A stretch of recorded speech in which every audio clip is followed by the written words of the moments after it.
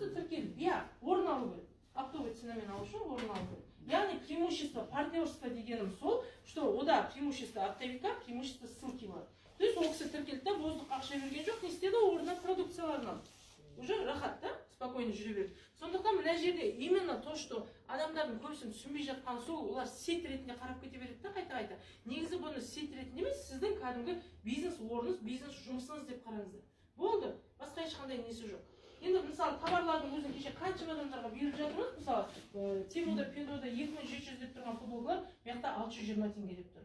Кеше біреу айтады, мен 8200-ден алған футболкам, нәзір мынау точно сол деп қарасақ, мияқта 1640 теңгеге. Қараңыздар да, разница қаншама. Мынаны деген күшті магазин ашсам бола ма дейді. Магазин ашсаңыздар да болады, ПВП ашсаңыздар да болады. Оның өзіндік проценттері бар, оны артынан сөйлесеміз да. Қазіргі таңда мен сіздерге просто преимуществоларын айтып жатырмын. Дәл сол сияқты мен сіздерге кабинетімді көрсетейін. Видеоны өшіріп тастаңыздар, видео түсіріп отырған кісілер. Ақшаны неге салуға болмайды? Қазір